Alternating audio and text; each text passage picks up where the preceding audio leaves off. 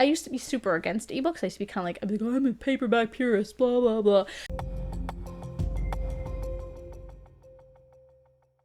Hello, welcome to Sound and Fury Book Reviews. As usual, I am Tina. Today I'm doing a book tag video. I am doing the eReader book tag. I first saw this tag done on David Wiley's channel, so I've linked to his video and also to the original creators link below, so you should check those out. They're really fun. I really like this tag because it's interesting to see other people's kind of approach to ebooks, because it is still kind of a growing facet of reading that I think is interesting, because my opinions on ebooks have changed quite a bit since they first came out. So there's just 7 small prompts, and this is going to be quick and fun. So the first one is, what was the first e-reader you ever owned? What was your reason for getting one? Were you a reluctant convert or an eager one? I owned one of the first e-readers. Ooh, brag. It was a Sony. The screen was in black and white. I don't know if that's common for e-readers or not. And it came with this little stylus that like slid into the top corner. So I guess it was kind of a touchscreen, but it definitely was not a touchscreen like we have today. I'm pretty sure it predated like touchscreen laptops and stuff like that. So my lovely husband bought it for me, thinking that I would love it because he knows my love of books. He probably was trying to convince me to have less books, like physical books anyway. But the problem was that this thing took forever to charge. It was very clunky to read. It did not have a lit screen, so you needed a light to read it, like a light to use it, and then there were no books for it. You could pretty much only get like some of the classics and then some random bestsellers here and there, so it was not a very intuitive or helpful device at all. So I used it maybe like one time, and then I kind of like felt bad that I didn't like it, and so like put it in this drawer for like 10 years, and then finally I was like, I think this needs to go to the electronics recycling place. And my husband wouldn't care at all, so I'm like, oh, okay. So I felt guilty for no reason. That's great. Number 2, what e-reader do you use now? What e-readers do you own? So I use my tablet. Here it is. I only use it for e-reading, as I have a Chromebook for writing and other stuff. Like, I don't even know what people use tablets for if they're not reading on them. Please tell me, because I don't know. And yes, it's cracked. It's very cracked. I had another of the exact same tablets, but it was silver, and my kid cracked it. So I was like, I was very mad. So I was like, fine, Mother's Day's coming up. Don't get me a present. I'll just get a new tablet. So I ordered the tablet, and then I, like an idiot, didn't get a case for it, and I broke it myself. So, lo and behold, I'm stuck with a cracked tablet, but it's not too bad. I can still read using it, which is all I use it for anyway, so I don't really care. And yes, someday I will get an actual case for it too, yay. Anyway, I like to read using this tablet and with the Kindle app, and not like an e-reader, because I like to be able to look up information on the tablet when I'm reading. I sometimes like to look at Goodreads reviews when I'm done a book, things like that. Or I like to use it mainly when I take pics for Instagram, because I have an Instagram. You can totally check it out if you want. It's called Tina's Always Reading. And I sometimes download the photo because the cover isn't available for ARC books. So it's practical. Also, I don't know. It's light. I like it.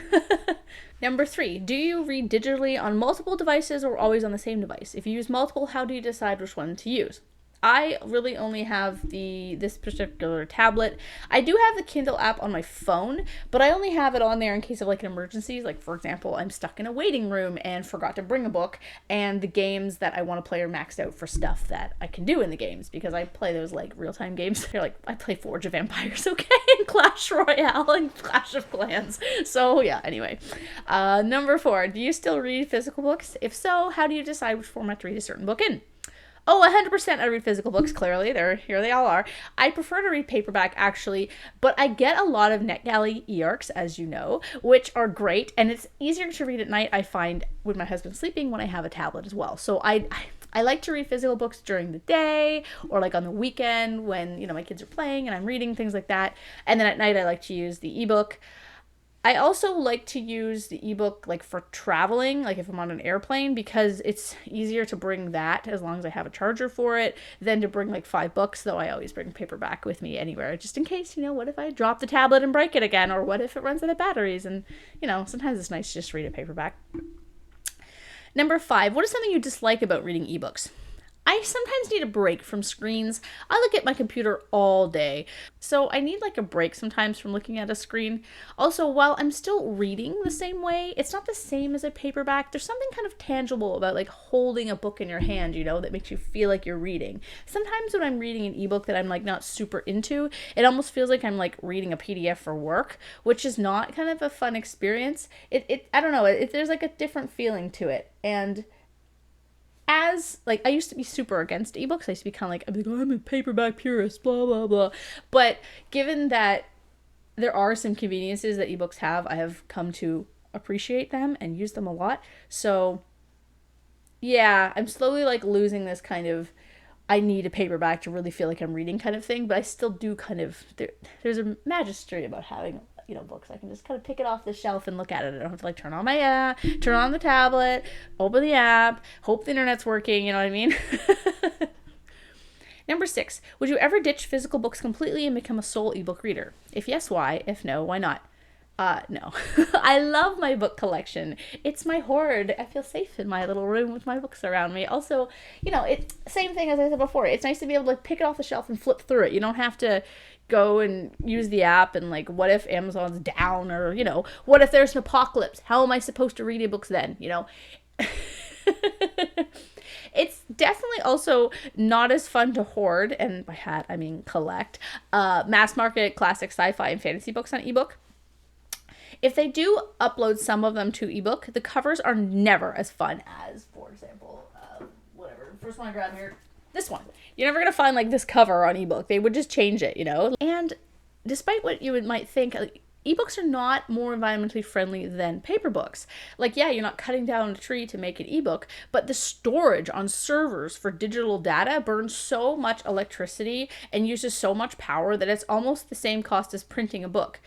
You really should clear out your emails once in a while, like delete stuff that you're not using, especially things that have large attachments, because you just having these emails in your on the server is burning through energy that is contributing a lot of carbon into the air and etc. So there's just a little tip for you. If you want to be more environmentally friendly, delete all those emails out of your email that you're not using. Where do you get your ebooks? The Kindle store, library loans, etc. I get my ebooks mainly from NetGalley, but also from the Kindle store. I keep forgetting to check my library for ebooks. I don't think I've ever gotten an ebook from my library. I tend to go there for like paperbacks or hardcovers that are new and I don't want to spend $40 on. I also buy a lot of indie and self-published books on ebook. I also use BookBub, which if you haven't used BookBub, it's great because you get this email once a day that gives you a list of like, 6 or 7 books, depending on what genres you pick, that are on sale. And so I get a lot of books for $1 or $2, which is great because, as you know from my channel, I am very cheap. So so yeah, I really like ebooks. I am a big proponent of them. I think they're great. They will never give me the same feeling as a physical book, but still, anyway, I can read, I'm happy, so that's good. So yeah, thanks for watching, and let me know in the comments if you prefer paperback or ebook or what.